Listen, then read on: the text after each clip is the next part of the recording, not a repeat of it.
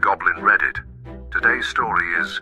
My fiancée ran away with my brother an hour before we were married. What I did when she came back begging for help, nobody was expecting it. 2 years ago I had the worst day of my life. My fiancée left me waiting at the altar, breaking my heart and humiliating me in front of everyone. She called me just an hour before the ceremony to tell me she was running away with my own brother. I never thought something like that could happen to me. Maybe there were signs I didn't want to see because I was completely in love with her. We had shared 5 years together and I thought we were truly happy. But now, looking back, I realized that I was blind to many things. In my family, I was always the second best. My parents had a clear favorite, my brother. He was considered the perfect son, charismatic, successful and with that special gift for attracting people. I, on the other hand, was the quiet brother, the one who always lived in his shadow, listening to constant comparisons that made me feel inferior. Throughout my childhood and adolescence it was the same. Why aren't you more like your brother? Look what your brother achieved, what about you? I hoped that things would improve as I grew up, but it was quite the opposite. My fiancée seemed to be everything I had dreamed of in a partner. She was brilliant, beautiful and had great ambitions, although she also had a selfish side that I didn't notice at first. It showed itself in little details. She always wanted things done her way and she never apologized when she hurt me with her words or actions. I decided to ignore these signals because I loved her deeply and believed we were building a future together. I never imagined she would betray me in such a cruel way. The wedding day was supposed to be the most special of our lives. Everything was ready, the venue decorated, the food ready, the guests arriving. I woke up that morning with a mixture of nerves and excitement, imagining the new chapter we would start together. But then I got his call. His voice sounded distant, almost emotionless. He told me he couldn't marry me, that he no longer felt love for me. And then came the worst, he confessed that he had been seeing someone else. My brother. He didn't even show any real regret. He just said that he didn't want to hurt me, but that he had to follow his heart. He hung up before I could process what was happening. When I looked for my parents at the wedding venue, I discovered that they already knew. My brother had told them everything that very morning. Instead of supporting me, they were more concerned with avoiding a social scandal. When I confronted them, they defended what had happened. They said things like maybe it's for the best and you wouldn't want to marry someone who doesn't love you. My mother even suggested that I should be happy for them.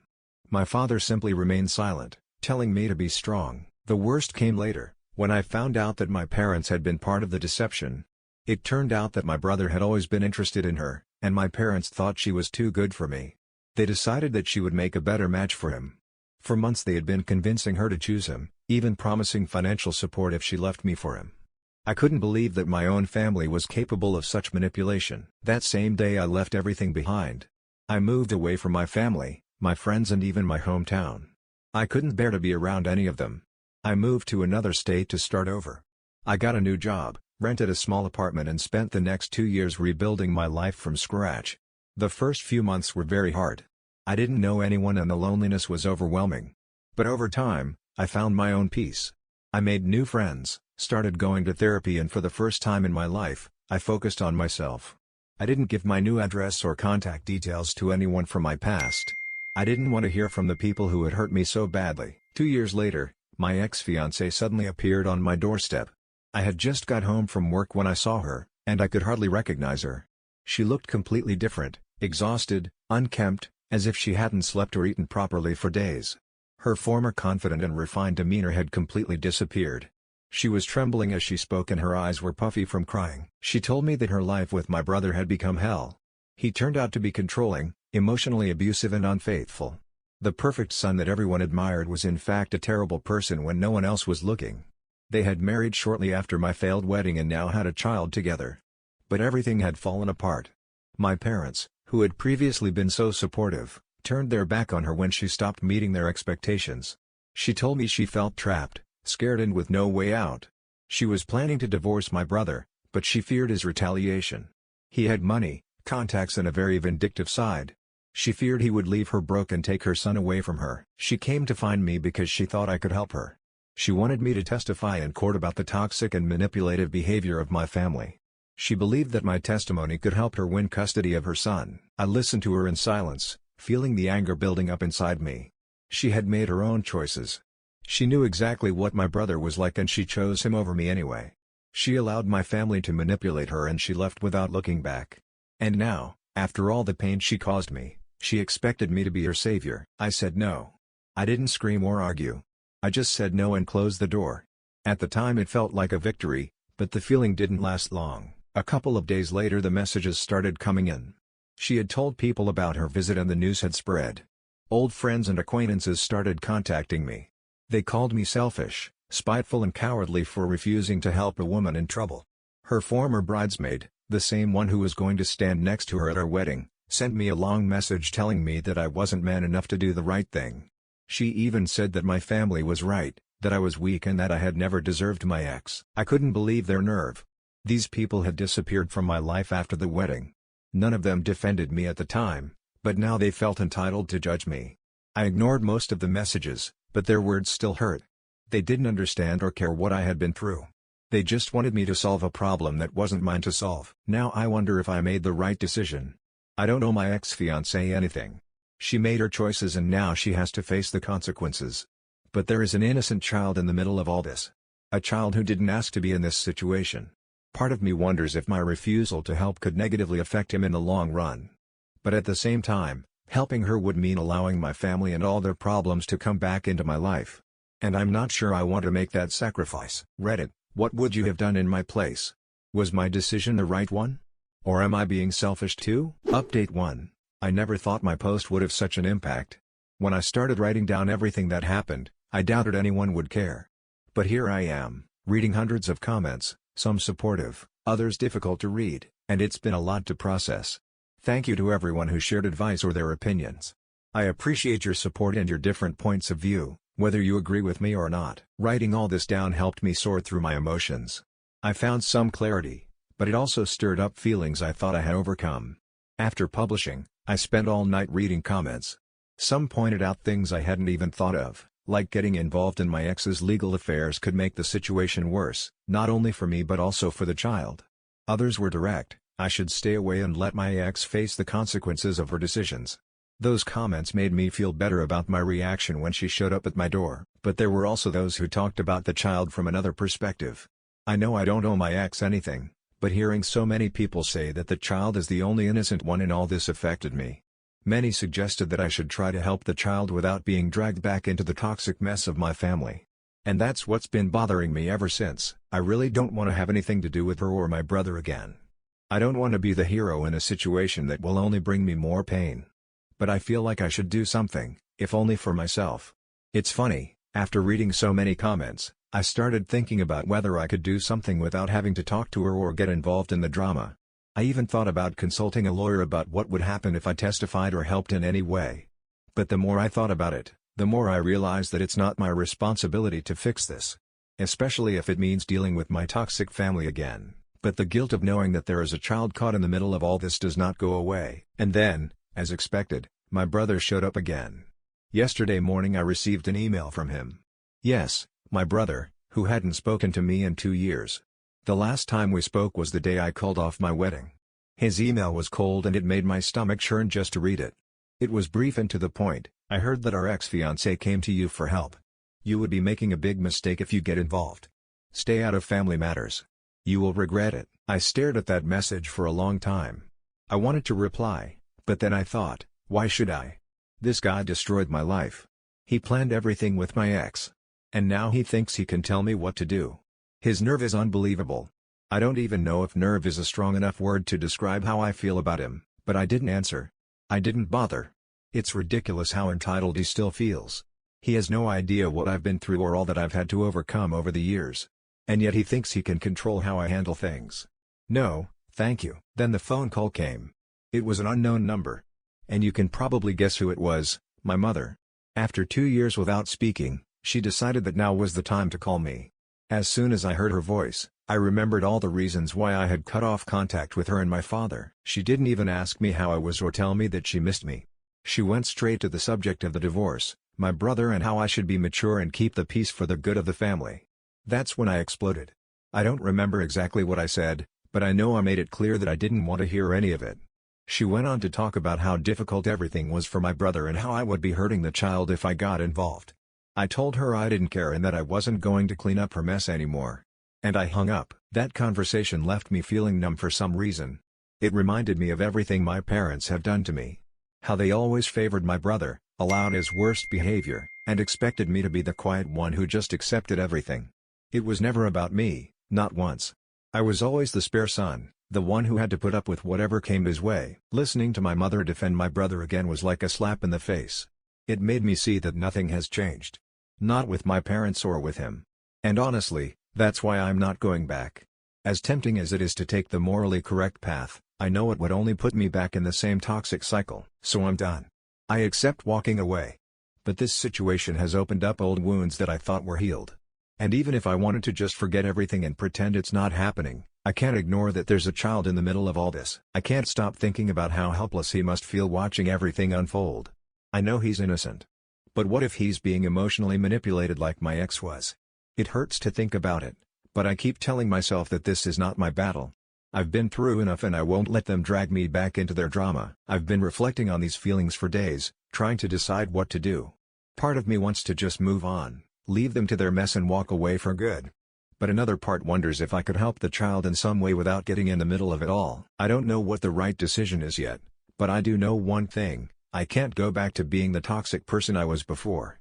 The one who always tried to fix everything for others while ignoring her own needs. I've worked too hard to get this far to let them drag me back, but that guilt for the child. Yes, it's still there and it's not going away anytime soon. What would you do in my situation? Would you help? Or would you just walk away completely? I'm struggling to find the balance. Update 2. I thought things might calm down after my last update, but I was wrong. Instead, everything has gotten worse and I wonder how I was able to put up with these people for so long. It's as if the universe were testing my resolve. Every time I think I've built a wall high enough to keep them out, someone finds a way to jump it or squeeze through a crack. Since my mother's call, I have been receiving messages non-stop. It started with a few text messages from distant relatives, aunts, uncles, cousins, and now it seems that everyone has ganged up on me. They attack me from all angles, saying that I am destroying the family by not supporting my brother or, ironically, by not staying out of his affairs when that is exactly what I am doing. It's as if they believe I'm obliged to get involved just because we're family. Some even say I hold a grudge and don't act like a man. I've spent the last 2 years working hard to rebuild my life and overcome the toxic mess they created. And now they think I should throw it all away just to get back into the drama. It's exhausting. They don't understand that I distanced myself not out of spite. It was out of necessity. I couldn't continue living in that family dynamic. It was suffocating. But they don't want to hear that. For them, family means loyalty no matter what, even if that loyalty comes at the cost of your happiness and well-being. In addition to the family drama, my ex-fiancée has been sending emails every other day. At first I ignored them, but I finally opened one. I almost wish I hadn't because they're all the same. She begs me to reconsider and emphasizes how much it could help her and her son. Each email is more desperate than the last. And now she has even started sending photos of the child. I understand that she is in a difficult situation, but it all feels manipulative. She knows that I am not insensitive and I think she is trying to use that against me. It's as if she knows that if she touches my weak spots, I will give in. I'm not stupid, I see what she's doing, but I can't help feeling guilty. I didn't ask for those photos and I didn't want them. But she knows I'll look at them. And the face of the child in those photos, his little eyes looking at me, makes me feel guiltier than anything else. I can't shake the feeling that I'm letting him down, even though I know I'm doing the right thing by not getting involved. And just when I thought things couldn't get any worse, an old friend called me out of the blue. Someone I hadn't spoken to in years, but who had found out about everything through rumors. He called me late one night. When I saw his name on the screen, I almost didn't answer. I wasn't in the mood for another "you should do the right thing" conversation, but I answered anyway. He didn't even bother to say hello. He just started by saying that I should be mature and help my ex-fiancée, if only to protect the child. He went on to talk about how I couldn't let a child suffer because of what my brother did. I don't know if he misunderstood the situation or if he just didn't care. But it was clear that he was just assuming that I would help because it was the morally right thing to do. She made me look like a monster for not immediately jumping in to help. I told her I couldn't help, that this was a situation between her, my brother and my family, not mine. But she wouldn't listen. She said I was being stubborn, that I was holding on to grudges and that this child needed me. She made it sound like I was abandoning someone who clearly needed help. But that's the point, she's not the only one who needs help. I've spent so many years in this toxic environment, dealing with everyone else's problems but my own. I'm done with that. I ended the call quickly, but she left me feeling even more confused. As much as I wanted to defend myself and explain why I wasn't going to get involved, I didn't. I know it's not my responsibility to clean up this mess. I know she and my family made their choices and now they have to live with them. But the guilt is still there. No matter how much I try to ignore it, it's been hard to concentrate on anything else lately. I went out with some friends the other day to take my mind off it, but I couldn't stop thinking about the situation. One even joked about how I was being a good Samaritan by not getting involved. I had to laugh, but it wasn't funny. It just made me feel more alone. None of my friends really understand what I'm going through. The few people I have left from that old life are either too scared to talk or just assume I'm doing the right thing, but it doesn't feel that way. Not when there's a child in the middle of all this. I've also been thinking about how my ex-fiancée's situation could get worse. If my brother and my parents keep pushing for full custody, I honestly don't know what could happen. My family has always been good at manipulating the system and I've seen them do it before. I'm worried that the child could be trapped in a situation just as bad as the current one, or even worse, but even with those thoughts, I still can't bring myself to get directly involved. So I'm still stuck. Part of me says that staying out of it is the right thing to do. But another part keeps wondering if I'm wrong. If I don't help, will I regret it forever? And if I do help, will it drag me back into their toxic world? It's a no-win situation. What would you do in my place? Would you help the child even if it meant getting involved again with a toxic family? Or would you keep your distance and let them sort it out for themselves? Update 3. After reading more comments and giving the situation a lot of thought, I decided that I couldn't stand by and do nothing for the sake of the child. Although I don't owe anything to my ex-fiancée or my family, I realized that the child didn't ask to be born into this mess. He is innocent. And if I can help him escape the toxic environment that my brother and my family have created, I should at least try, but I also knew that if I was going to do something, I had to protect my peace of mind in the process. I'm not going to let them drag me back into their world. I've worked too hard to rebuild my life and create boundaries. And I'm not going to sacrifice all that for a situation that's beyond my control. After much thought, I found what I thought was the best compromise. I filed an anonymous report with Child Protective Services, CPS. At first I doubted whether it was the right thing to do, but the more I thought about it, the clearer it became that this was the only way to help without being dragged back into the chaos. One night I sat down with all the information I had, everything my ex-fiancée had told me about my brother's behavior, how my parents treated her, and how toxic and manipulative the family dynamic had always been. I included every important detail I could remember. I didn't just mention the physical and emotional abuse my ex-fiancée had suffered, but also how my brother's controlling behavior had affected everyone around him, especially her. I explained how he had always used his charm to manipulate people, including my parents, into ignoring everything he did. I made sure to mention how my parents had allowed it all, always making excuses for him and leaving me out of the process. I knew that if CPS were to investigate, they would need to understand the environment in which the child was growing up. It wasn't just my brother's behavior that was the problem, but also how my family had always chosen to protect him rather than hold him accountable for his actions. I included screenshots of some emails that my ex-fiancée had sent me. In them she mentioned how scared she was for herself and for the child, how she felt trapped in the marriage and how she had no one to help her. Although I had no direct evidence of child abuse, I hoped CPS would see enough red flags in what I shared to open an investigation. Maybe they wouldn't find reason to intervene, but at least they would know what was going on. I needed to make sure that someone was looking out for the child, even if it wasn't me. Filing that report took a weight off my shoulders. It was the right thing to do, but I didn't have to get back into the chaos of my old life. I made sure that CPS knew that I wanted to remain anonymous and that I didn't want to be contacted or involved in the case. I didn't even want them to mention my name. I just wanted to make sure that the child was safe, and I thought that if CPS considered my report to be well-founded, they would investigate further without my participation. I didn't expect to receive any immediate response or confirmation. It was unlikely that CPS would keep me informed, and even if they did, it would probably be after they had completed their investigation. I felt at peace knowing that I had done what I could. I didn't have to reopen old wounds or get caught up in their drama again. In the end, the report was the best way to help without sacrificing my mental health and the life I had worked so hard to rebuild. In the days that followed, I tried to move on.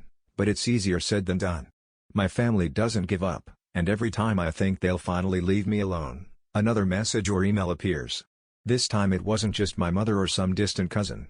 My own brother contacted me, and honestly, I didn't even know how to respond. He sent me a short message accusing me of betraying the family and acting out of revenge.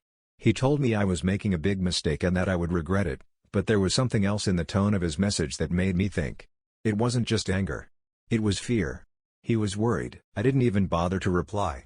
The more I thought about it, the more I realized that everything he had said was manipulation. It wasn't about him.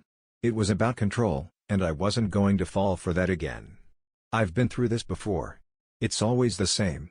They try to make me feel guilty for setting limits and doing the right thing, but in the end, they are the ones who caused this mess. I no longer have to explain anything to them. As for my ex-fiancée, I hadn't heard from her in several days, which was a relief, until I received one last email from her yesterday. It was brief, just saying, "Thank you, and I'm sorry for everything I put you through." No further details, no explanations, just those words. It left me with mixed feelings. On the one hand, I'm glad she at least acknowledged the damage she caused, but on the other hand, it made me realize how much she is suffering. Maybe something has changed in her situation, or maybe she is finally seeing the reality of her circumstances. I don't know what will happen with his custody battle, but if there is even the slightest chance that he can get the child out of that toxic environment, I hope he succeeds. But I must remind myself that I cannot get involved again. I cannot solve his problems, and I have already done more than enough to help. It is now up to the authorities. If CPS investigates and finds grounds to act, I will have done my part. If not, I will have to accept that I cannot control everything, no matter how much I would like to. Thanks to everyone who has offered advice, support or even direct criticism. Your comments helped me see the bigger picture and gave me the strength to act without doubting myself. And for anyone reading this who may be in a similar situation, it's okay to protect your peace. You can care about others and still set your boundaries. Sometimes doing the right thing means stepping back and letting the system do its job. You don't have to fix everything on your own. Do what you can and leave the rest to those who are better equipped to handle it. I don't know what will happen next with my ex-fiancée, my brother or this whole mess. But I know one thing, whatever happens, I'll be okay.